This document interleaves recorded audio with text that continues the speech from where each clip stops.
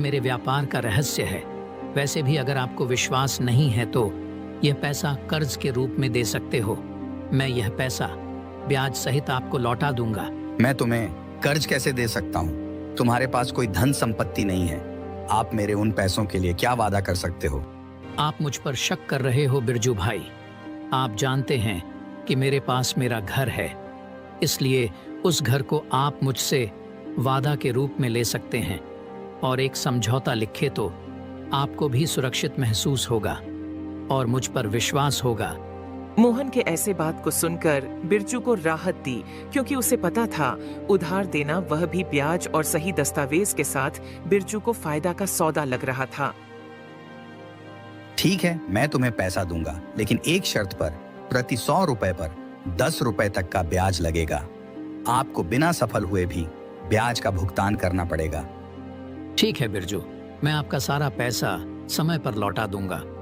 फिर बिरजू मोहन को पैसे दे देता है और फिर मोहन खुशी खुशी वहां से चला जाता है। उसके बाद मोहन गांव के कई लोगों के पास जाता है और इसी तरीके से कई लोगों को एक ही कहानी सुनाकर बहुत से पैसे जमा कर लेता है। फिर मोहन शाम को घर लौटता है और अपनी पत्नी नेहा से कहता है, नेहा, तुम हमेशा मुझे आलसी होने का ताना मारती रहती हो ना, लेकिन देखो अब मेरे पास कितना सारा पैसा है। ओ जी, इतने सारे पैसे आपके पास कहाँ से आए? कौन देगा मुझे? मैं इस धन को अपने बुद्धिमानी और चतुराई से पाया है। क्या तुम्हें मुझ पर विश्वास नहीं है? मैं आपको बहुत अच्छी तरह से जानती हूँ। आप इतने बुद्धिमान नहीं हो सकते। अब सच बताओ, आपने क्या किया है? मैंने गांव के सभी साहूकार, सेठ, मुखिया जी से कहा कि मुझे व्यापार के लिए पैसों की जरूरत है, तो उन सब ने मुझे ब्याज के रूप में पैसे उधार दिए हैं। क्या आपने घर को भी गिरवी रख दिया है? हे भगवान, मैं अब कहाँ रहूंगी? नहीं नहीं, एक से लिया तो गिरवी रखना है, पर मैंने तो 5 लोगों से उधार लिया है। इसका मतलब तुमने उन सबको धोखा दिया है? नहीं भाग्यवान, मेरे पास एक तरकीब है। मैं अपने पास के गांव में कारोबार का काम करूंगा और उन अमीरों से लिए हुए पैसा वापस कर दूंगा। ये क्या कह रहे हो जी? आप पास के गांव में व्यापार करोगे? क्या आपको लगता है ये संभव हो पाएगा?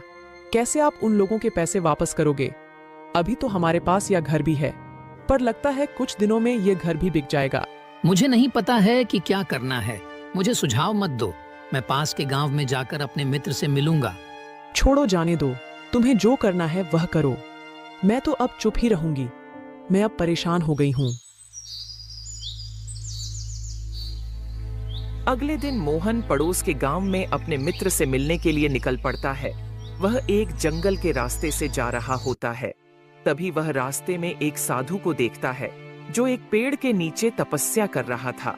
साधु के सामने सांप को आते देख मोहन साधु को सतर्क करने की वजह उस सांप को दूर फेंक देता है।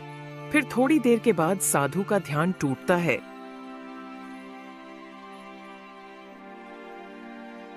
तुम कौन हो बालक? मेरा नाम मोहन है।